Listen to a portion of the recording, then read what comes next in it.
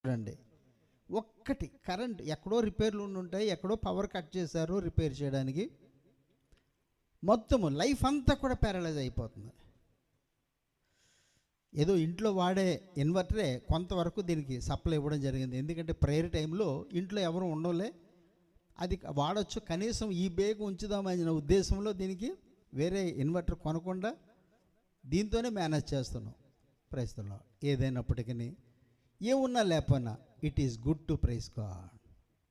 ఈరోజు త్వరగా ప్రార్థన జనాలతో వచ్చిన కారణం చేత త్వరగానే ప్రార్థనలు ఒక పావు గంట ఒక అరగంట ఎక్కువసేపు ప్రార్థన చేసే అవకాశం వచ్చింది. It is good, it is good to pray, it is good to praise God, it is good to give thanks unto the lord. Habakkuk చెప్తాడు, శాలలో పశువులు లేకపోయినా, ప్రైజ్ ది లార్డ్. హబక్కూకు మరి 3వ అధ్యాయంలో చెప్తాడు, అంజూరపు చెట్లు పూయకపోయినా, ద్రాక్ష చెట్లు ఫలింపకపోయినా, ఒలివు చెట్లు కాపు లేక ఉన్నా, చేనులోని పైరు పంటకు రాకపోయినా, గొర్రెల దొడ్లో లేకపోయినా, శాలలో పశువులు లేకపోయినా, ఎంత లిస్ట్ ఇచ్చాడో, ఎంత లిస్ట్ ఇచ్చాడో. మనకైతే కరెంట్ ఒక్కటే లేదు, ఇన్ని లేకపోయినా అయితే నేను యెహోవా యందు ఆనందిస్తాను. మనం ఆనందిస్తున్నామా? అబ్బా ఏంటోనండి చిరాకు, అబ్బా అనుకుంటున్నామా? నేను యెహోవా యందు ఆనందించను, నా రక్షణకర్త అయిన నా దేవుని యందు నేను సంతోషిస్తాను. Glory to the name of Jesus. మరి ప్రభునందు ఆనందిద్దాము. కీర్తనలు 92 ఇప్పుడు మనం చదువుకున్నాము. యెహోవాను స్తుతించుట మంచిది. It is good to praise God. Praise the lord. It is good to praise God. ప్రభుని స్తుతించడము మంచిది. ఎలాగ స్తుతించాలి? మహోన్నతుడా, నీ నామమును కీర్తించడం మంచిది. ఉదయమున నీ కృపను, ప్రతి రాత్రి నీ విశ్వాస్యతను 10 తంతుల స్వరమండలముతోను గంభీర ధ్వని గల సితారాతోను ప్రచురించటం మంచిది. ఎందుకనగా యెహోవా, నీ కార్యం చేత నీవు నన్ను సంతోషపరచుచున్నావు. నీ చేతి పనుల బట్టి నేను ఉత్సహించుచున్నాను. ఎస్, నీ యొక్క చేతి పనులు. మనము ఈ రీతిలో ఉన్నామంటే ఆయన యొక్క చేతి పని. ఆయన సమస్తమైన సృష్టిని నోటి మాట చేత చేశాడు.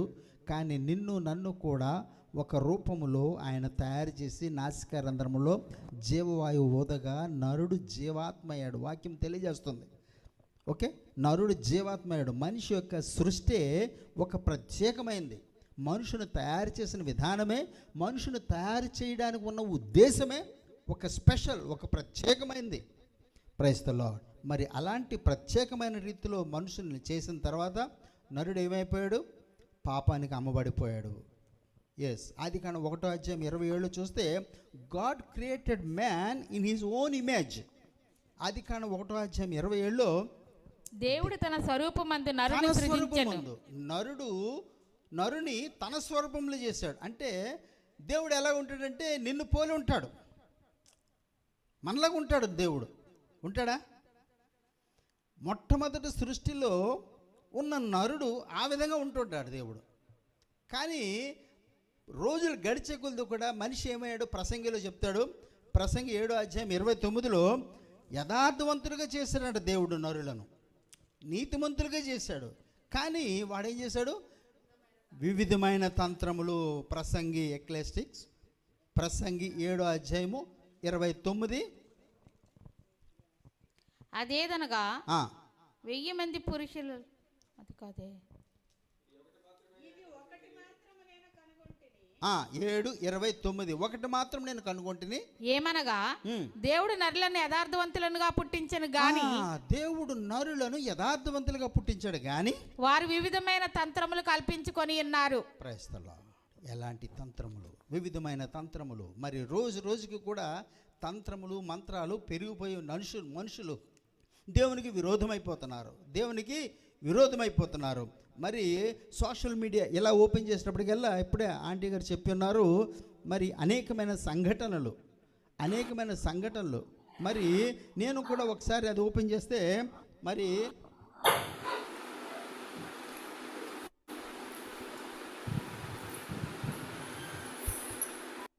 ప్రైజ్ ది లార్డ్, హల్లెలూయా. మరి ఒక ఆమె గుండెలు బాదుకొని ఏడుస్తుంది. ఏంటంటే నా కూతురికి న్యాయం చెయ్యండి. అరే ఏమిటా అని చెప్పి అది కొన్ని మాటలు వింటే ఇందాక ఆల్రెడీ ఆంటీ చెప్పారు, మరి ఆమె హత్య చేయబడ్డది. రీజన్ ఏంటి, ఎందుకు, ఎలాగా, అవన్నీ పెద్ద మనకు వద్దులేండి. ప్రస్తుతం హత్య చేయబడ్డది. నా కూతురికి న్యాయం చేయండి అంటే నేను ఆలోచిస్తున్నాను, ఏ విధంగా న్యాయం చేస్తారు? ఆ కూతురుని తీసుకురాగలరా? ఆ కూతురు చనిపోయిందని చెప్పి 1 లక్షలో 10 లక్షలో తనకి ఇచ్చేస్తే న్యాయం అయిపోద్దా? ఏమిటి న్యాయం చేయమని తన యొక్క ఉద్దేశము? ఒక్కసారి ఆలోచిస్తే జన్మలో ఇంక న్యాయం అవ్వదు. చనిపోయిన కూతురు మళ్ళా రాలేదు. తను బ్రతుకున్నప్పుడే తన గురించి ఏమైనా చేసి ఉండాలి. తను బ్రతుకున్నప్పుడే తను అటువంటి పార్టీలకు వెళ్లకుండా, అటువంటి స్నేహితులతో తిరగకుండా, అటువంటి వాళ్ళకి దూరంగా ఉంటూ దేవుని యందు భయము భక్తి తనకు నేర్పించుంటే చెడు స్నేహమునకు తను వెళ్లకుండా ఉండేది. ఇటువంటి పరిస్థితి తను రాకుండా ఉండేది. కానీ ఒక 10 లక్షల డబ్బులు తనకి ఇచ్చినంత మాత్రమే తనకు న్యాయం అవుతుందా? ఏమీ అవ్వదు. నా కూతురికి న్యాయము చెయ్యండి అని ఏడుస్తుంది తను. ఎక్కడవుద్ది న్యాయము? ఏ విధముగా అవుద్ది అంటే తినక న్యాయం చేయాలా కొంత డబ్బులు ఇచ్చి? లోకము ఏ రీతిలో ఉందో చూడండి. Praise the lord. సో ఆ స్త్రీలను మరి చిన్నప్పటి నుంచే సరైన రీతిలో మన పిల్లలు, ఆడపిల్లలు అవ్వచ్చు, మగ పిల్లలు అవ్వచ్చు, వాళ్ళని దేవుని యొక్క భయము భక్తితో వాళ్ళని పెంచితే, ప్రైజ్ ది లార్డ్, లోకంలో అనేకమైన అనర్థాలు జరుగుతూనే ఉన్నాయి. అమాయకులు బలైపోతున్నారు. అయినప్పటికీ మనము తీసుకోవలసిన జాగ్రత్త, మనము తీసుకోవలసిన భక్తి మన బిడ్డలకు నేర్పిస్తే వాళ్ళు పెద్దవాడైనప్పుడు దాని నుంచి తొలగిపోకుండా జాగ్రత్త పడతాడు. Praise the lord. విధిని ఎవరు కూడా తప్పించలేరు. మరి యోబు జీవితంలో పొద్దున్నే లేచి ప్రార్థన చేసేవాడు, పొద్దున్నే లేచి ప్రతి ఒక్క కొడుకు విషయంలో బలి అర్పించేవాడు. అన్ని చేసినా సరే కొడుకులు సమస్తము కూడా పోయాయి. మరి యోబు జీవితంలో సాతానుడు పెట్టిన ప్రశ్నను బట్టి యోబుని శోధించడానికి, పరీక్ష చేయడానికి ఆయన అనుమతించాడు దేవుడు. అందరి జీవితంలో అది కాదు. Praise the lord. యోబు నాలాంటి నా సేవకుడు యోబు లాంటి యథార్థవంతుడు ఈ లోకంలో ఇంకెవరైనా ఉన్నారో? యోబుని బట్టి ఆయన హెచ్చరించాడు కనుక యోబుకి జీవితంలో ఆ పరీక్షను పెట్టాడు. అదే ఇంకొకరి జీవితంలోకి నా పరీక్ష వచ్చి ఉంటే వాడు ఉరేసుకుని ఉండేవాడు. వాడు తన భార్య, తన యొక్క పిల్లలు అందరికీ విరోధంగా వాడు ప్రవర్తించి తనకు తాను చంపుకొనివాడు ఉండేవాడు. యోబు కనుక దేవుని మీద ఆధారపడ్డాడు కనుక ప్రైజ్ ది లార్డ్, జీవితంలో ఎలాంటి పరిస్థితి వచ్చినా సరే యోబు లాంటి యథార్థత, నిజాయితీని ఉన్నట్లయితే నువ్వు నిలబడతావు సుమా అని చూపించడం గురించి యోబు జీవితంలో అనుమతించాడు. గుర్తుపెట్టుకోండి. ఓకే. కొంతమంది అంటారు, ఏంటోనండి నా జీవితంలోని ఈ సమస్యలు, నాకేనండి ఇలాంటి ప్రాబ్లమ్స్ అన్నీ. ఎస్, నువ్వు భరించగలవు కాబట్టి నీకు అనుమతించాడు. ఇంకొకటి జీవితంలో ఇచ్చుంటే వాడు భరించలేడు కనుక వాడి జీవితం ఇవ్వలేదు. ఓకే. దాన్ని బట్టి మనం అతిశయిద్దాము. ప్రభు మన జీవితంలో అనుమతించిన ప్రతి పరిస్థితి, మరి కూతురు చనిపోయిన తర్వాత రోదనం చేయ కంటే కూతురు బ్రతికుండగానే తను రోదనం చేయవలసింది. ఇర్మియా గ్రంథము 9వ అధ్యాయంలో చెప్తాడు, రోదన చేసే స్త్రీలను పిలువించండి. ఇర్మియా 9వ అధ్యాయము 17. జెరమియా చాప్టర్ 9 వర్సెస్ 17. సైన్యములకు అధిపతి యెహోవా ఈలాగు సెలవిచ్చుచున్నాడు, ఆలోచింపుడి, రోదనము చేయి స్త్రీలను కనుగొనుడి, వారిని పిలువనంపుడి, తెలివిగల స్త్రీలను కనుగొనుడి, వారిని పిలువనంపుడి. Praise the lord. రోదనము చేసే స్త్రీలు చనిపోయిన తర్వాత కాదు రోదన చేసేది, బ్రతికుండగానే నీ బిడ్డల విషయంలో, నీ పిల్లల విషయంలో రోదన చేయి, నీ భవిష్యత్తు విషయంలో రోదన చేయి. ప్రభు కూడా చెప్తున్నాడు, నా కోసము కాదు, నీ కోసం, నీ పిల్లల కోసం ఏడవండి. Praise the lord. ప్రార్థన చేసే సమయము, మొర్రపెట్టే సమయము, నేర్పించే సమయము, సన్మార్గంలో నడిపించే సమయము, బిడ్డలు ఏ విధంగా పెంచాలో నేర్పించే సమయము దాటిపోయిన తర్వాత వాళ్ళు మరి వారు లొంగరు సరికదా. వాళ్ళు ఇచ్చినటువంటి బ్యాడ్ టెస్టిమోనీని బట్టి సంఘము పాడైపోద్ది. సంఘంలో విశ్వాసులు ప్రైజ్ ది లార్డ్ వేరే రూపంలోనికి చెందుతారు. దయచేసి ఆ రీతిలో కాకుండా చిన్నప్పటి నుంచి మన పిల్లల్ని దేవునికి భయభక్తులు పెంచుదాము. ఓకే. మరి కీర్తనలు 106 అధ్యాయము 27, 29 చూడు. కీర్తనలు 106. మరి ఎందుకు ఈ విధముగా దేవుడు అనుమతిస్తున్నాడు? మరి దేవుడు నరులను యథార్థవంతులుగా చేశాడు కదండి. దేవుడు నరులను యథార్థవంతులుగా చేశాడు. తర్వాత పాయింట్ చూసాము. కానీ వివిధమైన తంత్రముల చేత వాళ్ళు వివిధమైన తంత్రములు వాళ్ళు కల్పించుకొని వాళ్ళు దేవునికి విరోధమైపోయి ఉన్నారు. Praise the lord. దేవుని యొక్క పోలికను పోగొట్టుకున్నారు, దేవుని స్వరూపాన్ని వాళ్ళు పోగొట్టుకున్నారు, దేవునిలా ప్రేమించే స్వభావాన్ని వాళ్ళు పోగొట్టుకున్నారు, క్షమించే స్వభావం వాళ్ళు పోగొట్టుకున్నారు. కీర్తన 106:29 చూడండి. వారు తమ క్రియల చేత ఆయనకు కోపం పుట్టించగా వారిలో తెగులు రేగెను. ఎస్, ఈ యొక్క జబ్బులు, తెగుళ్ళు, శ్రమలు, బాధలు ఎందుకు వస్తున్నాయి? దేవుడు ఇవన్నీ లేకుండా చేయొచ్చు కదా. చాలామందికి అనుమానం వస్తుంది, ఎందుకు ఈ బాధలు, ఎందుకు ఈ రోగాలు, ఎందుకు ఈ అనారోగ్యాలు, సమస్యలు, ఇవన్నీ లేకుండా చేయొచ్చు కదా.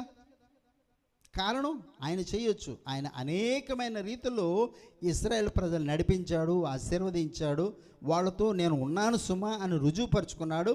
కానీ వాళ్ళలో నీతి లేదు, దేవునిని వెంబడించడం లేదు, సాతానికి విధేయత చూపించున్నారు, అపవాదికి విధేయత చూపించున్నారు, అపవాది తట్టు తిరిగిపోయారు కనుక దేవుని యొక్క కోపము వాళ్ళ మీదకి వచ్చింది. వారు తమ క్రియల చేత ఆయనకు కోపము పుట్టించగా వారిలో తెగులు రేగను. తెగులు ఎందుకు వస్తుంది? దేవుని యొక్క కోపము.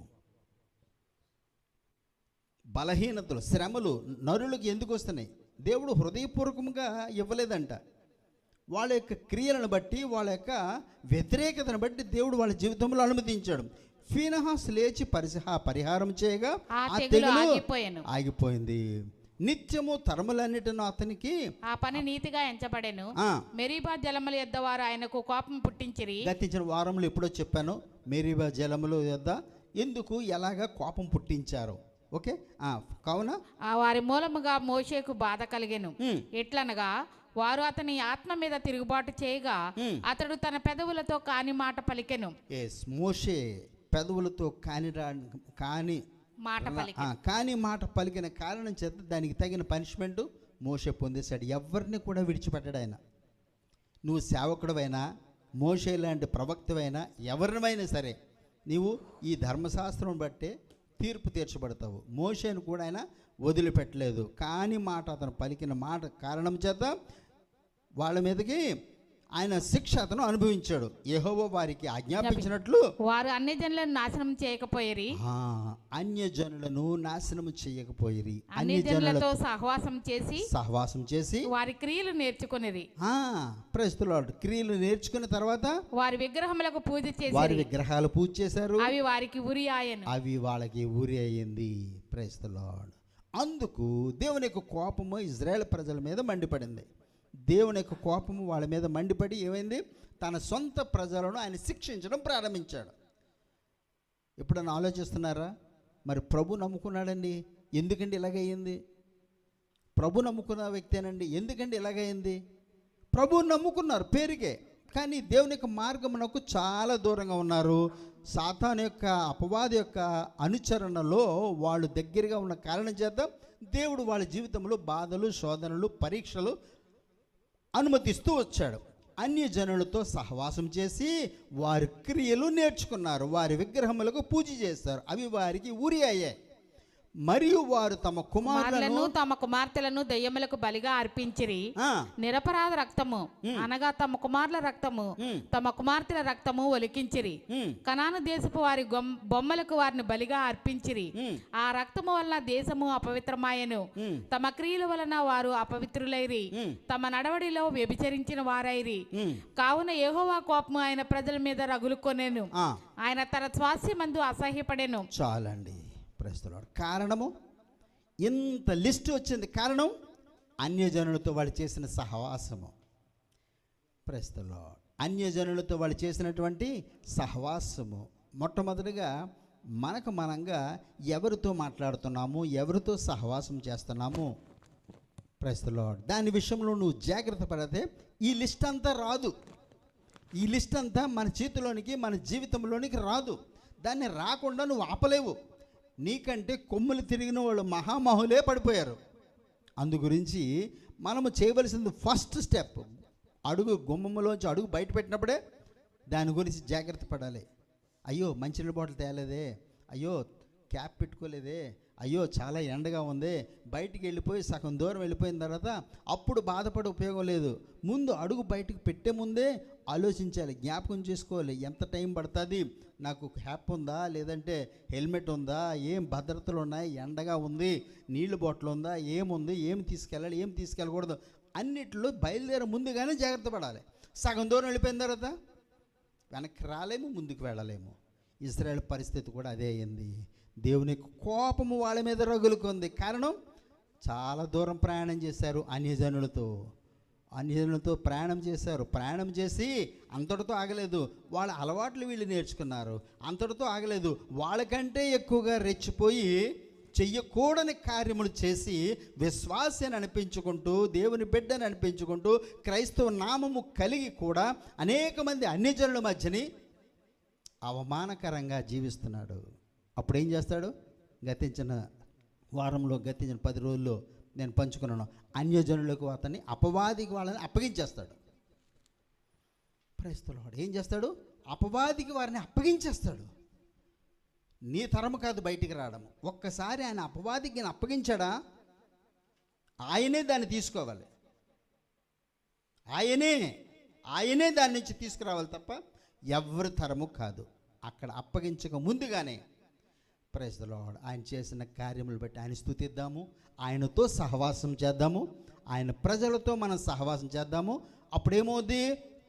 అన్యజనులతో సహవాసము తగ్గుతుంది. ప్రైజ్ ది లార్డ్ అన్యజనులతో సహవాసము తగ్గుతుంది.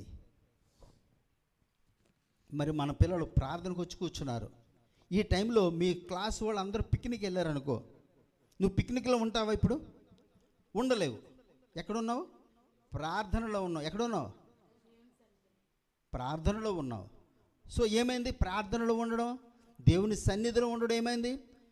లోకం యొక్క అలవాట్ల నుంచి దూరం అయ్యావు. పరిస్థితుల్లో లోకం యొక్క ఆచారాల నుంచి, వాళ్ళ బలహీనత నుంచి, చెడు సహవాసం నుంచి నువ్వు దూరం అయ్యావు. పరిస్థితుల్లో 50% వర్క్ అయిపోయింది. కానీ వాళ్ళతోనే ఉంటూ ప్రభువా నన్ను కాపాడండి, వాళ్ళతోనే తింటూ తాగుతూ సహవాసం చేస్తూ ప్రభువా నా బిడ్డను కాపాడండి, నన్ను నా భర్తను, నా బిడ్డలను, నా భార్యను కాపాడండి అని నువ్వు ఎంత ప్రార్థన చేస్తానేమి నీకు నీవుగా అపవాదికి అప్పగించుకున్నావు. Praise the lord. ప్రియమైన దేవుని సంగమా, వాక్యాన్ని అర్థం చేసుకుందాము. తమ క్రియల వలన వారు 39వ వచనంలో తమ క్రియల వలన వాళ్ళు అపవిత్రులైపోయారు. Praise the lord. తమ క్రియల వలన వాళ్ళు అపవిత్రులైపోయారు, తమ నడవడిలో వ్యభిచరించిన వారైరి. కావున యెహోవా కోపము ఆయన ప్రజల మీద రగులుకొనను, ఆయన తన స్వాస్థ్యమందు అసహ్యపడ్డాడు. అబ్బా, ఎందుకు ఈ కూతురును కన్నానా, ఎందుకు ఈ కొడుకును కన్నానా, ఎందుకు ఈ పెళ్లి చేసుకున్నానా, ఎందుకు ఈ ఉద్యోగంలో చేరానా, ఎందుకు ఈ యొక్క వాహనము కొన్నానా, తర్వాత పశ్చాత్తాపడదాము. అసహించుకున్నాడంట ఆయన వారిని అన్యజనుల చేతికి అప్పగించాడు. అప్పగించాడు. వారి పగవారు వారు ఏలుతూ ఉన్నారు, వారి శత్రువులు వారిని బాధ పెట్టారు, వారి శత్రువుల చేతి క్రింద అణపబడిరి. చాలండి. ఎందుకు దేవుడు తన బిడ్డలను శత్రువుల చేతికి అప్పగిస్తాడు? చూస్తున్నారు కదా, ఎందుకు తన సొంత స్వాస్యమును ఎందుకు ఇతరులకు, అపవాదికి అప్పగిస్తున్నాడు? ఎందుకు ఇచ్చేశాడు? అనేకమైన రీతిలో ఆయన సహించి వాళ్ళకి పాఠం నేర్పించాలని, ప్రైజ్ ది లార్డ్, వాళ్ళని అనేకమైన రీతిలో వాళ్ళని తప్పించడానికి ప్రయత్నం చేశాడు. కానీ వాళ్ళు మనసు మార్చుకోలేదు, వాళ్ళ మార్గములు మార్చుకోలేదు, వాళ్ళ అలవాట్లు మార్చుకోలేదు. Praise the lord. అన్యజనులకు సహవాసం చేసి వాళ్ళ పైన చూస్తే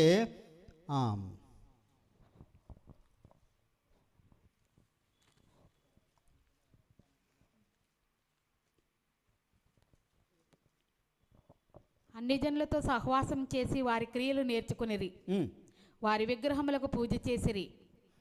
దానికంటే ముందు 34 యెహోవా వారికి ఆజ్ఞాపించినట్లు వారు అన్ని జనులను నాశనం చేయకపోయిరి. అది పాయింట్. యెహోవా వాళ్ళకి ఆజ్ఞాపించాడు ముందుగానే, అన్యజనులను నాశనం చేయండి అంటే అన్యజనులు వెళ్ళి చంపేమని కాదు.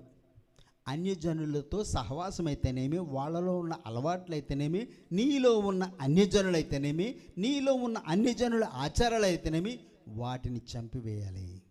Praise the lord. మనం ఏం చేస్తున్నాము? మనలో ఉన్న అన్యజనుల ఆచారాలను పెంచి పోషిస్తున్నాము. అయ్యో అలా చేయకపోతే అరిష్టం వస్తుందంట, ఇలా చేయకపోతే మరి మా తల్లిదండ్రులు ఒప్పుకోరు, ఇలా చేయకపోతే మా అన్నదమ్ములు ఒప్పుకోరు. ఎస్, అన్యజనుల ఆచారములు ప్రజలు మనల్ని సమాధిలోకి వెళ్ళే వరకు వెంటాడుతూనే ఉంటాయి. అందుకే దేవుడు ఆది కాండంలో నుంచే చెప్తూ వస్తున్నాడు, వాళ్ళ నుంచి నువ్వు దూరంగా ఉండు, ప్రత్యేకింపబడి ఉండు. అబ్రహామా, నీవు నీ స్వజనులను విడిచిపెట్టి నేను చూపించే దేశానికి వెళ్ళు. బయలుదేరాడు. Praise the lord. ఇర్మియాతో చెప్పాడు, యెహెజ్కేలుతో చెప్పాడు, నరపుత్రుడా, గతించిన శుక్రవారమో మరి బుధవారమో పంచుకున్నాను, నరపుత్రుడా నీవు ఈ జనులకు నేర్పు. Praise the lord. బుధవారము యెహెజ్కేలుతో మాట్లాడుతున్నాడు, నరపుత్రుడా. Praise the lord. కాదు, తర్వాత నీవు లేచి మైదానానికి వెళ్ళు, తర్వాత అక్కడ నేను నీతో మాట్లాడతాను. ఇప్పుడు మాట్లాడితే ఏమి? ఇప్పుడు మాట్లాడితే కాళ్ళు ఎగరేసుకుని వెళ్తాను. దేవుడు నాతో మాట్లాడాడు, నేను మాట్లాడతానని. కానీ అక్కడ నీతో మాట్లాడతాను అన్నాడు. అంటే అప్పుడు ఏం చేస్తాం? అక్కడికి వెళ్ళే వరకు ప్రార్థన చేస్తూ ఉంటాం. ప్రభువా నాతో మాట్లాడు. నేను ఏం మాట్లాడాలి? ఎక్కడికైనా మీటింగ్ పిలిస్తే నేను ముందుగానే ప్రార్థన చేస్తాను, ప్రభు ఏం మాట్లాడాలి. ఏం మాట్లాడేది అనుకోండి, అక్కడికి వెళ్ళే వరకు కూడా ప్రార్థన చేస్తూనే ఉంటాను. కారులో పాటలు పెట్టనే ఉన్నాం, అనవసరమైన సోది మాట్లాడనే ఉన్నాం. కారులో లేనిపోనివి మాట్లాడుతుంటారు. నో, కీప్ క్వైట్, కాసేపు మౌనంగా ఉండమంటారు. ప్రస్తుతం దేవునిలో ఎదురు చూస్తూ ఉంటాను, ప్రభు నాతో మాట్లాడు. ఈ ప్రజల మాటలు ఇవన్నీ కూడా వింటూ ఉంటే దేవునిలో మనం ఎదురు చూడలేము. ప్రస్తుతం నీతో నేను అక్కడ మాట్లాడతాను. ఓహ్, వాట్ ఏ గ్రేట్ థింగ్. ప్రస్తుతం అంటే అక్కడ వరకు నువ్వు కాసేపు మౌనంగా ఉంటావు, కాసేపు నా వంక ఎదురు చూస్తూ ఉంటావు. ప్రస్తుతం దేవుడు మాట్లాడే దేవుడు అండి. అన్యజనులతో నీవు సహవాసము చేయొద్దు. ఎక్కడ? కీర్తనలు 106లో ఉన్నామా?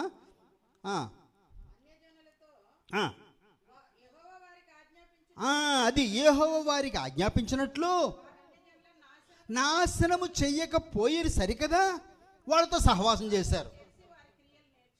వాళ్ళతో సహవాసం ఎలాగుంది? ఒక గిన్నెతో వాళ్ళ కూర పంపిస్తే వాళ్ళు కూడా గిన్నెతో కూర, వాళ్ళతో సహవాసము, అన్యజనులతో సహవాసము. అమ్మ దయచేసి మైక్ ఆన్ చేయొద్దు. జానకి గారు,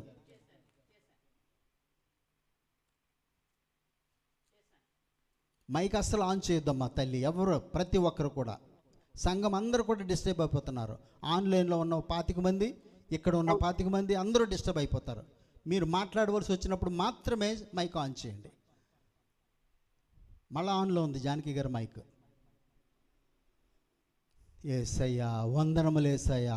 ఎంతో వాక్యము పవర్ఫుల్గా వస్తుంది. ప్రభు మాట్లాడుతున్నారు. Glory to the name of Jesus.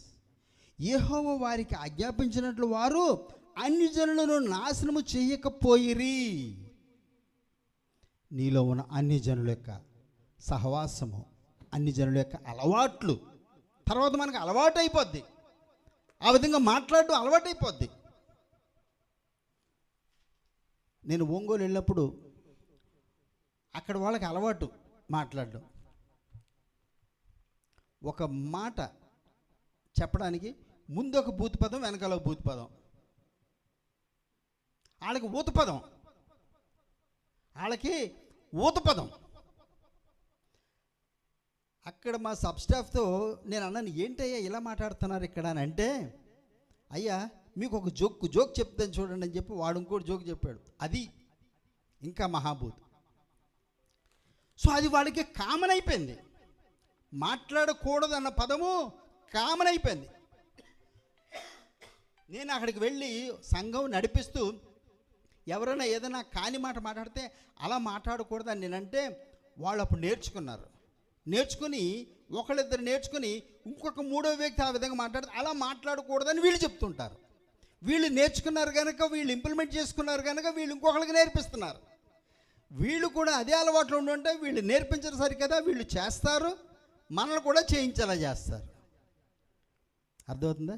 So అన్యజనులతో సహవాసం అంత డేంజరస్ వాళ్ళ అలవాట్లకి. క్రైస్తవులు వాళ్ళతో ఉన్నప్పటికీ నీలో ఉన్న ప్రభావము, నీలో ఉన్న పరిశుద్ధత, నీలో ఉన్న వాక్యము, నీలో ఉన్న రక్షణ వాళ్ళలోకి వెళ్ళాలి. కానీ నువ్వు వాళ్ళకి నేర్పించలేవు, కానీ వాళ్ళలో నువ్వు నేర్చుకుంటావు. ఏమవుతుంది అది? అది చెయ్యలేనప్పుడు ఏం చేయాలి? వాళ్ళకు దూరంగా ఉండాలి. ఒక ఆమె చెప్పింది, ఒక అన్యుడిని లవ్ మ్యారేజ్ చేసుకోవడానికి సిద్ధపడ్డది. సేవకులను ఒప్పించడానికి వచ్చింది. అమ్మ ఇది చేసే పని మంచిది కాదమ్మా అని మేము చెప్తుంటే ఆమె వచ్చి, అయ్యగారండి నేను అతన్ని పెళ్లి చేసుకోవడం ద్వారా ఒక అన్యజనుడిని విశ్వాసిగా మారుస్తానండి అన్నది. అమ్మమ్మమ్మ, పెళ్లి చేసుకోవడం ద్వారా ఒక విగ్రహారాధికుడు ఒక అన్యజనుడిని విశ్వాసిగా నేను మారుస్తాను. ఎంతమందిని పెళ్లి చేసి ఎంతమందిని విశ్వాసులుగా నువ్వు మారుస్తావు తల్లి? నీ తరం కాదు, నువ్వు చెయ్యలేవు అలాగా. ఏదైనప్పటికీ వాళ్ళ క్రియలు నువ్వు నేర్చుకోకుండా ఉంటే చాలు సుమా అని చెప్పడం జరిగింది. అయినప్పటికీ పెళ్ళయింది, 2 పిల్లలు పుట్టారు. తర్వాత ఒకసారి వాళ్ళ ఇంటికి వెళ్ళడం జరిగింది. వాళ్ళ ఇంటికి వెళ్ళడం దారిలో కనబడి, ఇంటికి రండి సేవ పాస్టర్ గారు ప్రార్థన చేద్దరు కానీ మా ఇంటికి రండి అని పిలిచారు. వాళ్ళ ఇంటికి వెళ్ళి చూస్తే ఈ ప్రక్కంతా కూడా చక్కగా దేవుని వాక్యాలు ఉన్నాయి. ఆహా ఎంత బాగున్నాయి అనుకున్నాను. ఈ ప్రక్కన చూస్తే అన్నీ వాళ్ళ దేవుళ్ళ ఫోటోలు. ఓహో 2 డిపార్ట్మెంట్లు ఉన్నాయి ఇక్కడ. చాలా సంతోషం, చాలా సంతోషం. ఈమె ప్రార్థనకి ఆయన అడ్డం రావట్లేదు, ఆయన పూజలకి ఈమె కూడా అడ్డం రావట్లేదు. చక్కగా ఆ విధంగా జరుగుతుంది. ఇది జరిగిందే, నేను కథ చెప్పట్లేదు, ఇది జరిగిందే. ఆయన ఎవరు చెప్పినా వినడంట, ఎవరి మాట వినడు, ముఖ్యంగా దేవుని సేవకులు మాటలు అసలు వినడు. నేను వాళ్ళ ఇంటికి వెళ్ళగానే ఆయన ముఖం ఎలాగుందంటే, మీరు నన్ను కన్వర్ట్ చేయడానికి వచ్చారా అన్న రీతిలో ఉంది ఆయన యొక్క స్వభావము, ఆయన యొక్క ప్రవర్తన. నేను అప్పుడు చెప్పాను, నేను చెప్పడం ద్వారా, నా మాటల ద్వారా ఎవరు మార్చబడరో. నేను ముఖ్యంగా మీతో మాట్లాడి మిమ్మల్ని మారుద్దామని రాలేదు. కానీ వాక్యం ఏం చెప్తుందంటే, వెళ్ళాను వాక్యంలోనికి. వాక్యం ఏం చెప్తుందంటే, యేసు ప్రభు నా రక్షకుడు అని చెప్పి నేను ఇతరుల ముందు ఎప్పుడైతే ఒప్పుకుంటానో నా యొక్క రక్షణ కన్ఫర్మ్ అవుద్ది, నా భర్త కన్ఫర్మ్ అవుద్ది. నా రక్షణ అన్నది ఏమవుద్ది? కన్ఫర్మ్ అవ్వడం అంటే అందరికీ అదే అర్థం అవుద్దేమో, నిర్ధారణ అవుద్ది. దేవుడు నాకు ఇచ్చిన రక్షణ నిర్ధారణ అవడం గురించి నేను నీతో మాట్లాడుతున్నాను అన్నప్పుడు అన్నీ విన్నాడు. నేను రక్షించబడాలి అంటే నీతో ఈ విషయంలో మాట్లాడాలి, నువ్వు మారాలని కాదు. మరి యేసు ప్రభు భూమి మీదకి వచ్చాడు, తండ్రి యొక్క ఆజ్ఞకు విధేయత చూపించి వచ్చాడు. ఈ విధముగా ఆయన నలుగుగొట్టబడుటకు యెహోవాకు ఇష్టమైంది. ఆయనను నలుగొట్టారు, యెహోవాకు ఇష్టమైంది. టైం అవుతుందా? ఓకే. ఆయన నలుగుగొట్టబడ్డాడు యేసయ్య. ఎందు నిమిత్తమై? మీ యొక్క నా యొక్క అందరి యొక్క పాపముల నిమిత్తమై ఆయన నలుగుగొట్టబడ్డాడు.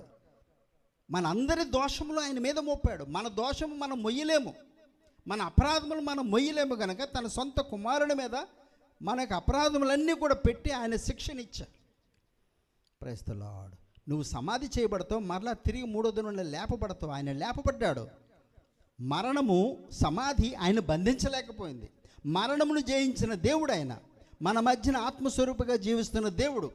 మిగతా దేవుడు దేవతలు అనబడే వాళ్ళకి మరి యేసు ప్రభుకి ఉన్న వ్యత్యాసము ఏమిటంటే, యేసు ప్రభు అందరిలాగానే మానవ స్వరూపంలో జన్మించాడు, పాపము లేకుండా జన్మించాడు, పాపము లేకుండా జీవించాడు, మరణించి మృతి పొంది సమాధి చేయబడి తిరిగి లేచి మన మధ్య ఆత్మస్వరూపంగా జీవిస్తున్నాడని వాక్యము అనేక మంది మనం అనుభవపూర్వకంగా తెలుసుకున్నాం. అది తేడా. ఓకే, మరి ఆ దేవుణ్ణి ఆయన చెప్పిన మాటలు మనం విందాము, ఆ ఇష్టానుసారంగా మనకు జీవితంలో మలుచుకుందాము. కీర్తన 91లో ఉన్నాము కదా, 92. It is good to praise God. Current లేదా? Praise God. లిఫ్ట్ లేదా? ఏసీ లేదా? వాటర్ లేదా? ఏమి ఉన్నా లేకపోయినా సరే it is good to pray, it is good to praise God. మరి ఈవేళ 9:30కే వచ్చింది మరి కారు రిజాయిస్ వ్యాన్ 9:30కే వచ్చింది. 7:30కే వచ్చేసింది. అరగంట ముందు వస్తే మరి టైం ఎందుకు వేస్ట్ చేద్దాం? Okay, let us pray. Praise the lord. నేను సిద్ధపడిపోయాను. It is good to pray. ప్రభు గుర్తు చేశారు, it is good to pray. లేనిపోని కబుర్లు చెప్పుకున్న కంటే it is good to pray. కీర్తన 92లో గుర్తు చేశాడు, it is good to praise God. Praise the lord. యెహోవాను స్తుతించుట మంచిది. Give thanks unto the lord. It is good to give thanks unto the lord. We are here to give thanks unto the lord. ప్రభుకి వందనములు చెల్లించడానికి మనం వచ్చాము. వారమంతా కూడా అనేకమైన మేళతో ప్రభు మనల్ని తప్పించాడు. మనల్ని మన బిడ్డల్ని, ప్రైజ్ ద లార్డ్, మనము కానీ మన బిడ్డలు కానీ మౌన స్థితిలోనికి వెళ్ళిపోకుండా అనేకమైన పరిస్థితుల నుంచి దేవుడు కాపాడి ఉన్నాడు. కృతజ్ఞతగా ఆయన స్తుతిద్దామా? లోకంలో పరిస్థితులు, ప్రజలు ఏ విధంగా ఉన్నారో, సోషల్ మీడియా ఫోన్ ఇలా ఆన్ చేసినప్పటికల్లా వచ్చేస్తుంటాయి మెసేజ్లు. అన్ని పరిస్థితుల నుంచి తప్పించిన దేవునికి వందనాలు చెల్లించొద్దా? రేపు మన స్థితి ఏ విధంగా ఉంటుందో, కంఠంలో ప్రాణం ఉండగానే యేసయ్యా నీకు వందనాలు అని చెప్పగలిగిన వయస్సు, చెప్పగలిగిన మరి స్పృహ మనకు ఉన్నప్పుడే ప్రభుని స్తుతిద్దామా? అందరూ కూడా మోకరి పాటలు పాడి ప్రభుని స్తుతించడానికి సిద్ధపడదాము.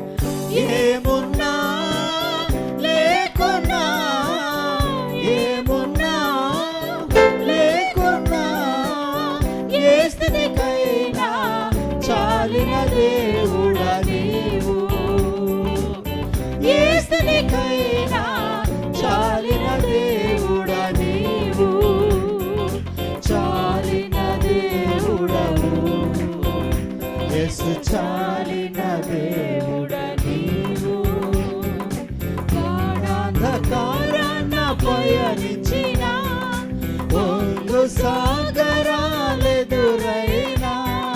గాఢాంధకారాన పయనించిన పొంగు సాగరాలెదురైనా, లోకమంత ఒకటైనా, అన్యాయ తీర్పుకు గురి చేసిన సత్యము పలుకుటచే నష్టము కలిగినను. ఏ స్థితిలోనైనా నిన్ను స్తుతించడం నేర్పించయ్యా. యాత్రను సాగించు, నష్టాలలోనైనా స్తుతి చేయుట నేర్పించు. నేనున్న స్థితిలోనే సంతృప్తిని కలిగించు. ఏమున్న లేకున్నా నీ కొరకే బ్రతికించు. లోకంలో నీ కొరకు జ్యోతిగా నన్ను వెలిగించు. లోకంలో నీ కొరకు జ్యోతిగా నన్ను వెలిగించు. పాటను వింటూ రెండవ హృదయాంతరంగంలోంచి ప్రభుని స్తుతిద్దాం. విడువక నన్ను నడిపించు. రెండవ రాకడ వరకు విడువక నన్ను నడిపించు. కష్టాలు ఎదురైనా నా యాత్రను సాగించు. కష్టాలు ఎదురైనా నా యాత్రను సాగించు. నష్టాలలోనైనా స్తుతి చేయుట నేర్పించు. నష్టాలలోనైనా స్తుతి చేయుట నేర్పించు. నేనున్న స్థితిలోనే నా దినముల పరిమాణం లెక్కించుట నేర్పించు. నా దినముల పరిమాణం లెక్కించుట నేర్పించు. నా లోపల స్థిర హృదయం నూతనముగా పుట్టించు. నా లోపల స్థిర హృదయం నూతనముగా పుట్టించు. కష్టాలు ఎదురైనా నా యాత్రను సాగించు. కష్టాలు ఎదురైనా నా యాత్రను సాగించు. నష్టాలలోనైనా స్తుతి చేయుట నేర్పించు. నష్టాలలోనైనా స్తుతి చేయుట నేర్పించు. నేనున్న స్థితిలోనే. Thank you lord. నాలో నిరీక్షణ, నీలో సంరక్షణ, నీకే నా హృదయార్పణ. నాలో నిరీక్షణ, నీలో సంరక్షణ, నీకే నా హృదయార్పణ. బహు సౌందర్య సియోనులో స్తుతి సింహాసనాసీనుడా. బహు సౌందర్య సియోనులో స్తుతి సింహాసనాసీనుడా. హల్లెలూయా. నష్టములో నా తోడు ఉన్నావు. వేదనలో ఆ వేదనలో నా చింత ఉన్నావు. కష్టములో నష్టములో నా తోడు ఉన్నావు.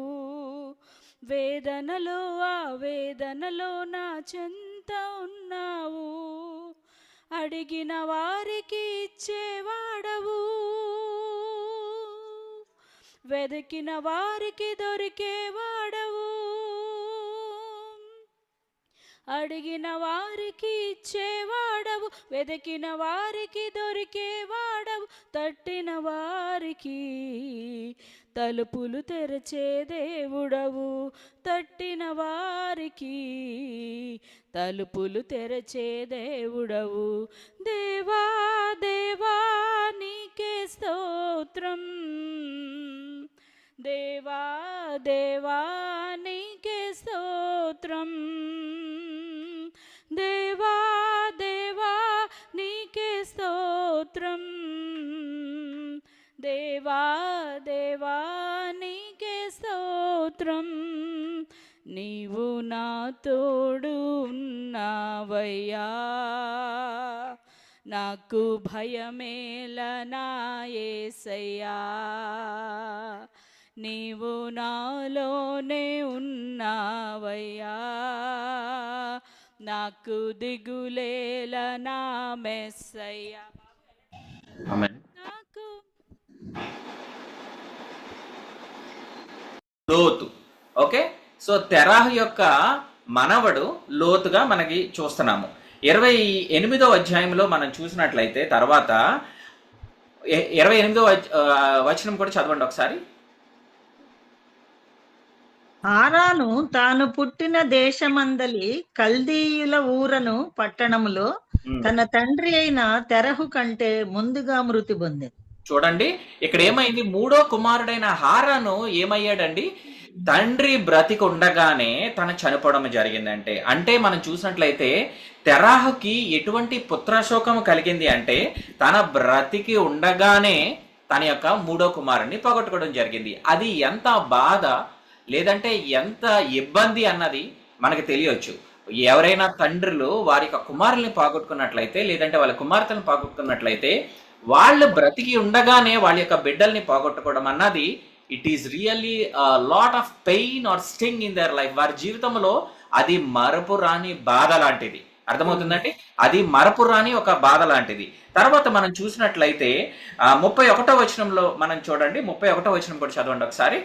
తెరహు తన కుమారుడగు అబ్రహామును తన కుమారుని కుమారుడు అనగా హారాను కుమారుడగు లోతును తన కుమారుడగు అబ్రహాము భార్య అయిన శారయి అను తన కోడల్ని తీసుకొని కనానుకు వెళ్ళుటకు కల్దీయుల ఊరను పట్టణములో నుండి వారితో కూడా బయలుదేరి హారాను మట్టుకు వచ్చి అక్కడ నివసించిరి. చాలండి, ఇక్కడ చూసినట్లయితే మనకు అర్థమవుతుంది ఏంటి అంటే తండ్రి అయిన దేవుని యొక్క ప్రణాళిక చెప్పున, వాగ్దానము చేసిన దేవునికి మిమ్మల్ని నడిపిస్తానని చెప్పిన దేవుని యొక్క ప్రణాళిక చెప్పున తెరాహు, అబ్రహాము భార్య, అలాగే తెరాహు యొక్క మనవడైన లోతు కూడా కలిసి వీళ్ళందరూ కూడా దేవుడు వాగ్దానము చేసిన ఆ యొక్క డెస్టినేషన్, గాడ్స్ ప్లాన్డ్ డెస్టినేషన్, దేవుడు ఎక్కడైతే నిర్దేశించాడో, దేవుడు ఎక్కడైతే ప్లాన్ చేశాడో తండ్రి అయిన దేవుడు, దానికి వెళ్ళడానికి వాళ్ళు సిద్ధపడ్డారు.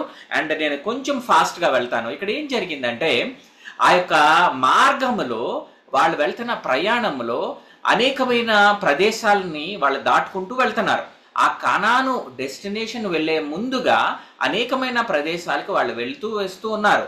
కానీ ఈ యొక్క అనేకమైన ప్రదేశాల మధ్యలో ఒక ప్రదేశం తగిలింది. ఆ యొక్క ప్రదేశం పేరు ఏంటండి? హారాను. 32వ వచనంలో మనకి అది కనిపిస్తుంది. ఇక్కడ చూసినట్లయితే మనం ఆలోచించాల్సింది ఏంటి అంటే ఆ యొక్క తెరాహు తన యొక్క మూడో కుమారుడైన హారాన్ని పోగొట్టుకున్నాడు. కానీ ఒక ప్రదేశమైన ఆ యొక్క హారాన్ అనే ప్రదేశం తనకి తారసపడినప్పుడు, లేదంటే ఆ యొక్క ప్రదేశానికి వాళ్ళు వచ్చినప్పుడు తన గతము తనకి గుర్తురావడం మొదలుపెట్టింది. నా ప్రియ సహోదరి సహోదరులారా, తెరాహు ఆ హారాన్ అనే ప్రదేశానికి వచ్చేసరికి పోగొట్టుకున్న తన కుమారుడైన హారాన్ని గుర్తు చేసుకొని ఒకలాంటి డిప్రెషన్ స్టేజ్లోకి తను వెళ్ళిపోవడం మొదలుపెట్టాడు. నా ప్రియ సహోదరి సహోదరులారా, దీంట్లో మనం ఆలోచన చేయాల్సింది ఏంటంటే, have you stopped in your pain or your painful past? నీ యొక్క కఠినమైన పరిస్థితుల గుండా నువ్వు ఏదైతే వచ్చావో, నీ యొక్క బాధాకరమైన ప్రదేశాల గుండా నువ్వు ఏదైతే నీ గతంలోంచి నువ్వు వచ్చావో, నీ యొక్క మరపు రాని గతములు అనేకమైన సార్లు మనకు గుర్తొస్తూ ఉంటది. మనం చూసినట్లయితే ఆ యొక్క కొడుకు పేరు కలిగిన ఆ యొక్క ప్రదేశానికి వచ్చేసరికి తెరాహు తన యొక్క పరిస్థితులు మర్చిపోయాడు. అయ్యో, తండ్రి అయిన దేవుడు ఒక ప్రదేశాన్ని నెరవేర్చాడే, లేదంటే ఒక ప్రామిస్డ్ ల్యాండ్కి, కనానుకు వెళ్ళమని ఆయన చెప్తే హారాను అనే ప్రదేశానికి వచ్చేసరికి తన గతము గుర్తొచ్చి, తన యొక్క బాధ గుర్తొచ్చి, తన యొక్క పూర్వ స్థితి గుర్తొచ్చి ఆ యొక్క బాధలోనే ఉండిపోవడం జరిగింది. నా ప్రియ సహోదరి సహోదరులారా, ఆ యొక్క తర్వాత మనం చదివినట్లయితే మనకు కనిపిస్తుంది ఆ యొక్క బాధలో, ఆ యొక్క కృంగుదల్లో, ఆ యొక్క హారాన్లోనే తెరాహు తన ప్రాణాన్ని విడిచిపెట్టడం అన్నది జరిగింది. నా ప్రియ సహోదరి సహోదరులారా, అనేకమైన సార్లు మనం చేయాల్సింది ఏంటి అనంటే, is your past haunting you like anything. నీ యొక్క గతము నిన్ను వెంటాడుతుందా, లేదంటే నీ యొక్క అప్పుల జీవితం నిన్ను వెంటాడుతుందా, లేదంటే నీ అనారోగ్య పరిస్థితి నిన్ను వెంటాడుతుందా, నీ కుటుంబ పరిస్థితులు నిన్ను వెంటాడుతుందా? నీ గత జీవితము నిన్ను వెంటాడకూడదు. Don't die in Haran, Canaan is waiting for you. That is the title of my message. హారాన్లో నువ్వు చనిపోవద్దు, కానాను నీ గురించి వేచి ఉంటుంది. You should March forward towards the promise which God has given us. నీ యొక్క జీవితంలో ఎటువంటి ప్రతికూలమైన పరిస్థితులు నీ జీవితంలో వస్తున్నా సరే, ముందు ఉంచిన యొక్క వాగ్దాన భూమికి వెళ్ళడానికి నీ యొక్క విశ్వాస జీవితంలో ఎప్పుడు కూడా ముందుకు వెళుతూనే ఉండాలి. అనేకమైన సార్లు మనం చూడొచ్చు, మన యొక్క ఫ్యూచర్ అన్నది ఏదైతే మనం మిస్ అయ్యామో దాంట్లో మనం చూసుకోవాలి అని అనుకుంటా ఉంటాము. అనేకమైన సార్లు మన గతం అన్నది మనకి గుర్తు వస్తూ ఉంటుంది, కానీ ఆ యొక్క గతానికి మనము స్టిక్ ఆన్ అయిపోకూడదు. ఆ యొక్క గతాన్ని చూసి మనం కృంగిపోకూడదు. ఆ యొక్క గతంలో మనము ఉండిపోయి we should not medal in it. దాంట్లోనే మనం ధ్యానిస్తూ, మనం కృంగిపోతూ మన యొక్క జీవితాన్ని మనం ఉంచుకోకూడదు. కానీ మన జీవితంలో you should not be struck there. అందులో ఉండిపోకుండా మనం చేయాల్సింది ఏంటి అంటే, తన యొక్క పెయిన్లో, తన యొక్క బాధలో తను ఉండిపోయి దేవుని యొక్క నిత్య సంకల్పానికి తెరాహు వెళ్ళలేకపోయి ఉన్నాడండి. కానీ అబ్రహాము దగ్గర చూసినట్లయితే మనం ఆలోచన చేయొచ్చు. అదే ఆదికాండము 12వ అధ్యాయంలో మనం చూసినట్లయితే తండ్రి అయిన దేవుడు చెప్పాడు, get out of your country, నీ యొక్క స్వజనులను, నీ యొక్క తండ్రి దేశమును నువ్వు వదిలిపెట్టి నేను నీకు ఇచ్చు దేశములకు నువ్వు వెళ్ళాలి. Go to a land I will show you, leave your old associations. నీ యొక్క పాత జీవితాన్ని, లేదంటే పాత సంబంధాలని వదిలిపెట్టేసి నేను చూపించిన దేశానికి నువ్వు వెళ్ళాలి అని అబ్రహాముకు దేవుడు వాగ్దానం చేశాడండి. అట్టి జీవితములు మన జీవితంలో కూడా అనేకమైన బాధాకరమైన పరిస్థితులు, లేదంటే అనారోగ్య పరిస్థితులు, లేదంటే చెప్పుకోలేని బాధలు అనేకమైన సార్లు మనం వెళ్తున్నప్పటికీ కూడా నీ యొక్క హారాన్లో నువ్వు ఉండిపోవడానికి you are not born to settle yourself in Haran. నీ యొక్క బాధల్లోని, నీ యొక్క ఇబ్బందుల్లోని, నీ యొక్క మానసిక స్థితుల్లోని నువ్వు అందులో కృంగిపోవాలి అని దేవుడు నిన్ను నిర్మించలేదు. కానీ ఆ నిత్య మహిమ గల కనానుకు వెళ్ళాలన్నది దేవుడు నిన్ను నిర్మించాడు. You are never become meant to be, but you are suppose to obey to the command of God.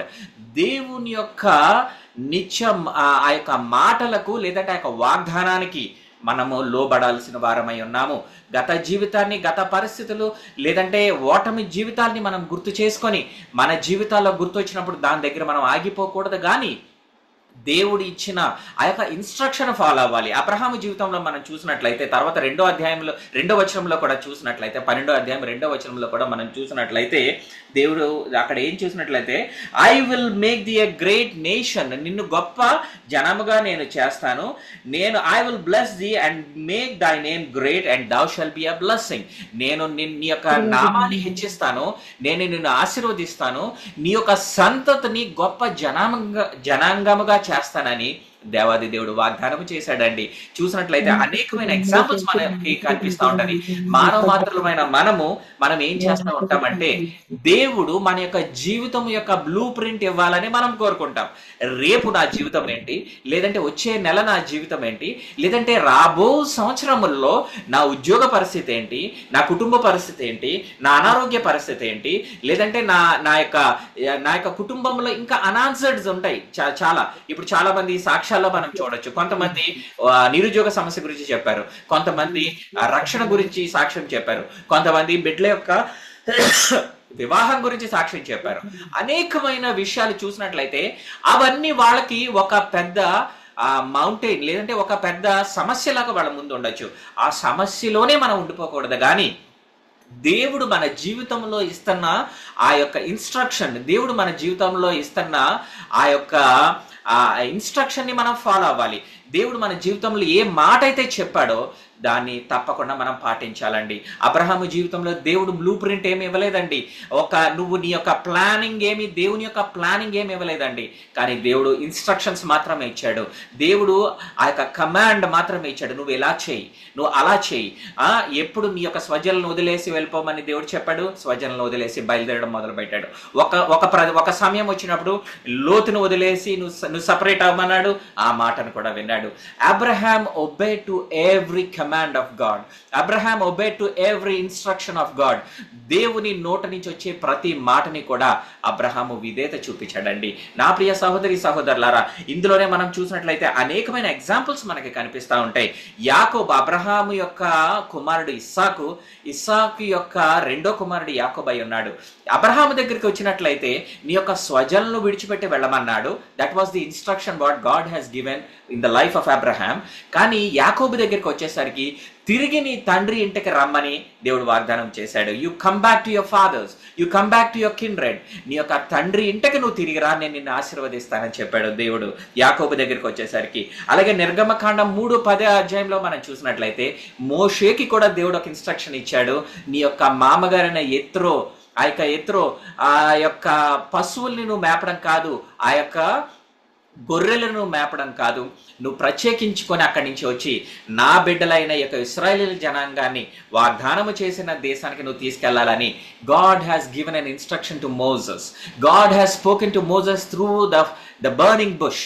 ఆ యొక్క మండుచున్న పొద నుంచి దేవుడు ఎప్పుడైతే మాట్లాడాడో మోషే మోషే ఆ యొక్క ఇన్స్ట్రక్షన్ ని follow అయ్యాడండి.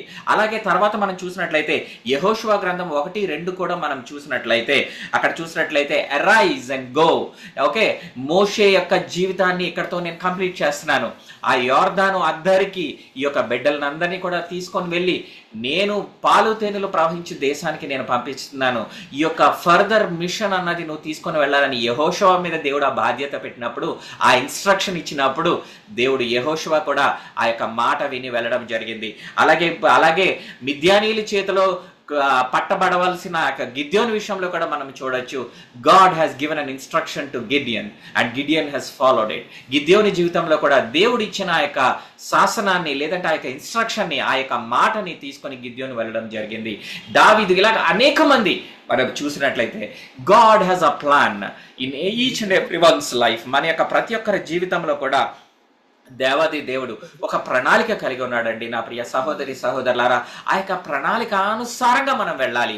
You are not suppose to die in హారాన్లో నువ్వు చనిపోవలసిన వాడవు కాదు. అంటే దాని సాదృశ్యం ఏంటంటే నీ యొక్క అవమానంలో, నీ యొక్క బాధలో, నీ యొక్క కృంగుదలలో, లేదంటే నీ యొక్క నిరుత్సాహంలో నువ్వు కృంగిపోయి నువ్వు చనిపోకూడదు. కానీ ఆ యొక్క దేవుడిచ్చిన వాగ్దానాన్ని నువ్వు స్వతంత్రించుకోవాలి అని అంటే follow the instruction of God. దేవుని యొక్క మాటలను, దేవుడిచ్చు ఆ యొక్క పదాలను తీసుకొని follow the instructions and command of the lord and you will be prosperous. ఆ యొక్క కనాను నీ గురించి వేచి ఉంది. నీ జీవితంలో వాగ్దానము, ఆ కనాను దేశం అన్నది మన జీవితంలో ఉన్నది.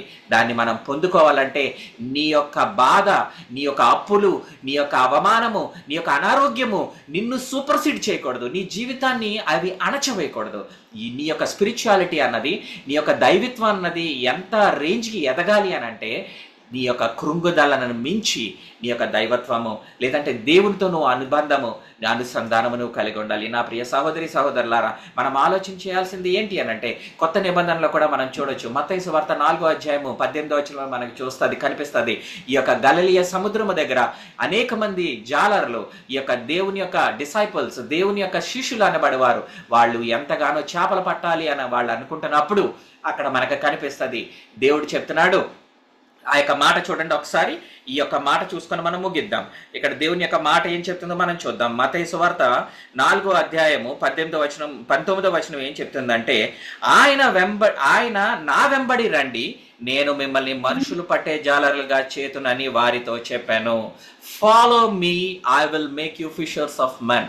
It's a blind instruction what God has given to his disciples. అక్కడ జాలర్లుగా ఉండి చేపలు పడుతున్న వారు ఏ చేపలు పట్టలేదు, వలలేసారు, చేపలు దొరకలేదు. కానీ ఇక్కడ దేవుడు ఇస్తున్న invitation we can see. God is calling us, follow me. Okay, మీరు మన వదిలిపెట్టండి, నీ యొక్క వలలను వదిలిపెట్టండి. I will make you fishers of men. It is an impartation what God is giving to his children. మొట్టమొదటిగా దేవుడు మనకి ఏంటి ఇస్తున్నాడంటే ఇన్విటేషన్ ఇస్తున్నాడు మనల్ని. ఫాలో మీ, నా వెనకతలు రండి, నీ బాధలు వదిలిపెట్టండి, మీ ఇబ్బందులు వదిలిపెట్టండి, మీ కృంగుదలను వదిలిపెట్టండి, అదంతా కూడా వదిలిపెట్టి మీ కన్నీరంతా తుడిచేవాడిని నేనై ఉన్నానని చెప్పి నన్ను వెంబడించండి. యు ఫాలో మీ అని చెప్పి దేవుడు ఆ యొక్క ఇన్విటేషన్ ఇస్తున్నాడు మనకి. How far are we following the invitation of God?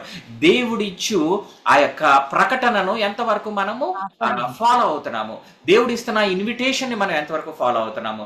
రెండోదిగా he's giving the impartation, I will make you the impartation. అంటే ఏంటి అంటే నేను నీకు ఇస్తాను, నేను నిన్ను తయారు చేస్తాను, లేదంటే నేను నీకు I'm going to give you, I'm going to impart you. Okay, నేను నిన్ను ఎలా తయారు చేస్తాను అంటున్నాడు? మనుషులు పట్టే జాలర్లుగా చేస్తాను. That is the impact what we are suppose to give or show to the society. దేవుడు మన జీవితాల్లో అనుమతిస్తున్న అప్పుల బాధలైన, అవమానాలైన, కృంగుదలైన, నిరుద్యోగ సమస్య అయినా, కుటుంబ సమస్యలైనా, ఇవన్నీ కూడా మన జీవితాల్లో ఎందుకు దేవుడు అనుమతిస్తున్నాడు అంటే we may accept the invitation of God and show the impartation, take the impartation from God and be an impact to the people. మన జీవితంలో అనుమతిస్తున్న ప్రతి పరిస్థితిని బట్టి కూడా అది అనేక మందికి ప్రభావితంగా మన జీవితాలు ఉండాలని దేవుడు కోరుకుంటున్నాడు. నీ యొక్క కృంగుదలలోని, నీ యొక్క అవమానంలోని, నీ యొక్క బాధలోని నీ యొక్క జీవితము, నీ యొక్క గమ్యము ఉండిపోకూడదు. కానీ ఆ యొక్క వాగ్దానం చేసిన ఆ యొక్క కనాను దేశానికి వెళ్ళడానికి మనము సిద్ధపడాలి. So make sure of your calling. నీ యొక్క పిలుపు, నీ యొక్క ఏర్పాటుని నువ్వు నిర్ధారించుకోవాలి. కూర్చున్న ప్రతి ఒక్కరం కూడా మనం ఆలోచన చేయాల్సింది ఏంటి అంటే, ఈ నా మాటలు వింటున్న ప్రతి ఒక్కరం కూడా మీరు ఆలోచన చేయాల్సింది ఏంటంటే, మీ బాధల్లో మీరు ఉండిపోవద్దు.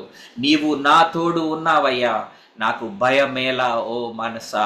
ఓకే, నాకు భయమేలా, నాకు కృంగుదలేలా, నీవు నాకు తోడుగా ఉన్నావు. Make sure. అనేకమైన సార్లు మనం అనుకుంటున్నాము దేవుడు నాకు తోడుగా ఉన్నాడు అన్న స్వభావము, అటువంటి ఆలోచనలోనే మనం వెళ్ళిపోతున్నాము. కానీ అనేకమైన సార్లు దేవుని యొక్క సహవాసము, దేవుని యొక్క సన్నిధి మనల్ని విడిచిపెట్టేసిందండి. దేవుడు మనల్ని ఎడబాసాడండి. మేక్ ష్యూర్, ఒక్కసారి ఆలోచన చేయి. దేవుని యొక్క సన్నిధి నీకు తోడుగా ఉందా లేదా? దేవుని యొక్క సహవాసము నీకు తోడుగా ఉందా లేదా? దేవుని యొక్క కృప నీకు తోడుగా ఉందా లేదా? దేవుని యొక్క సన్నిధి మనల్ని వెంబడిస్తుందా లేదా అన్నది మనం ఎప్పుడైతే ఆలోచిస్తామో నీ యొక్క జీవితం హారాన్లో ఆగిపోదండి. నీ యొక్క జీవితం హారాన్లో ఆగిపోవద్దు. నీ గతాన్ని ఆలోచించి కృంగిపోవద్దు. నీ పరిస్థితులు, నీ స్థితిగతులను చూసి నువ్వు ఏడవద్దు, దాంట్లో నువ్వు కృంగిపోవద్దు. కానీ కనాను దేశము నీకు దేవుడు ఏదైతే ఏర్పాటు చేశాడో, అయ్యో నా పరిస్థితి ఏంటి, దేవుడు నాకు ఏ బ్లూ ప్రింట్ ఇవ్వలేదే, నా రేపటి గురించిన భయం ఏంటి, నా ఆరోగ్యం గురించిన భయం ఏంటి, నా బిడ్డల యొక్క వివాహాల పరిస్థితి ఏంటి, నా భవిష్యత్తు ఏంటి, దేవుడు నాకు ఏమి చెప్పట్లేదు అని దేవుని యొక్క బ్లూ ప్రింట్ గురించి చూడొద్దు, దేవుని యొక్క ప్లాన్ గురించి చూడొద్దు. కానీ just blindly follow the instruction. దేవుడు ఇచ్చు ఆ యొక్క మాటలకు, లేదంటే దేవుడిచ్చే ఆ యొక్క కమాండ్, దేవుడిచ్చిన ఆ యొక్క పిలుపుకు లోబడతాం. ఎస్, దేవుడిచ్చే ఆ యొక్క పిలుపుకు లోబడి దాని ప్రకారంగా మనం ఎప్పుడైతే చేస్తామో దేవుడు మనల్ని వదిలిపెట్టడు, మన యొక్క కుటుంబాలను వదిలిపెట్టడు. Follow me, I will make you the fishers of men. ఆ యొక్క దేవుని యొక్క పిలుపుకు మనం లోబడి మనుషులు పట్టే జారలుగా దేవుడు మన మీద ఏదైతే పనిని, లేదంటే దేవుడు ఏదైతే బాధ్యతను మన మీద పెట్టాడో అది దేవుడు మన ద్వారా మన యొక్క కుటుంబాలకు జరిగించును గాక. ఈ యొక్క అవమానంలోని, బాధల్లోని ఉండకుండా వాగ్దానము చేసిన దేవుడు నమ్మదగిన వాడు. ఆ దినము వచ్చే వరకు కూడా దేవుడు తీసుకొని వెళ్తాడు. ఆఖరిగా 1 రాజుల గ్రంథము 8వ అధ్యాయం 56వ వచనము చెప్పేసి నేను ముగిస్తాను. ఇక్కడ దేవుని యొక్క మాటలు ఏం చెప్తుందంటే, there hath not failed one word of all his good promises. ఆయన వాగ్దానము చేసిన అనేకమైన వాగ్దానాల్లో ఒక్కటి కూడా నిరర్ధకము కాలేదు కదా. Which he has promised by the hand of Moses. మోషే నుంచి, యెహోషువ నుంచి అనేక మంది దగ్గర మనం చూడొచ్చు, ఆయన వాగ్దానము చేసిన ఒక్క మాటైనా నిరర్థకమైందా? ఏది కూడా నిరర్థం కాలేదు. మన జీవితంలో ఎటువంటి బాధలు గుండా మనం వెళ్తున్నా సరే కూడా వాగ్దానము చేసిన దేవుడు నమ్మదగిన వాడు. ఆ దినము వచ్చే వరకు కూడా దాన్ని మన ద్వారా ఆయన కొనసాగించుకుంటాడు. అట్టి కృప దేవుడు మనందరికీ కూడా అనుగ్రహించును గాక. దేవుడి కొద్ది మాటలు దీవించి ఆశీర్వదించును గాక. Amen, amen.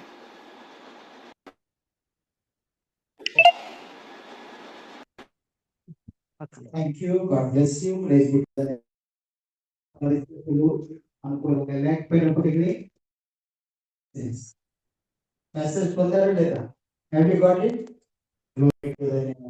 ప్రభు మనకు తెలిసింది ఆరణలో వచ్చేయడమే కాదు, ఐగుప్తులో వచ్చేయడమే కాదు, కానాను తీసుకెళ్ళడానికి మార్గ మధ్యంలో అనేకమైన పరిస్థితులు వచ్చినప్పటికీ వాళ్ళందరినీ కూడా ఆయన తీసుకుని వెళ్ళాడు కదండి.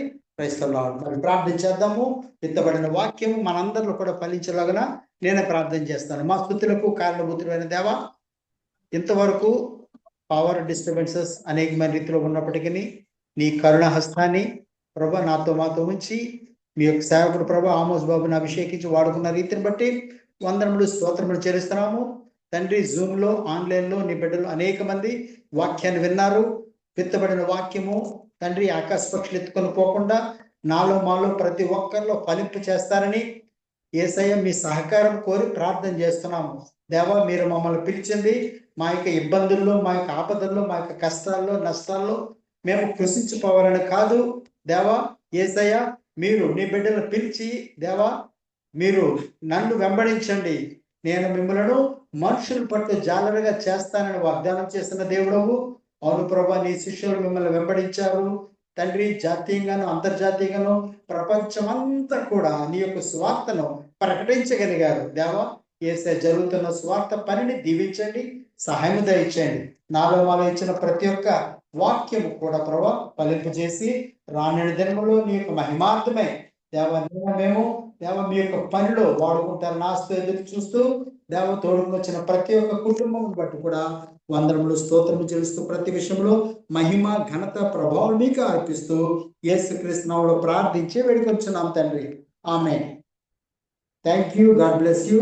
మన ప్రభువైన యేసుక్రీస్తు యొక్క కృప, తండ్రి అయిన దేవుని ప్రేమ, పరిశుద్ధాత్మ కార్యాలయ సహవాసం నిరంతరం ఆయన అక్కడ పర్యంతం మనందరికీ తోడే ఉండి నడిపించిన గాక. ఆమేన్.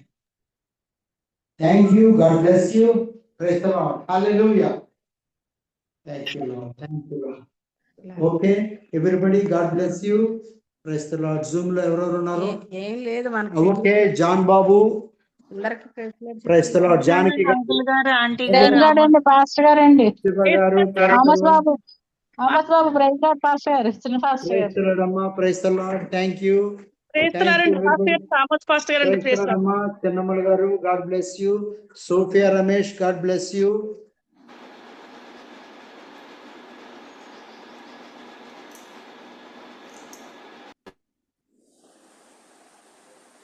Praise lord uncle.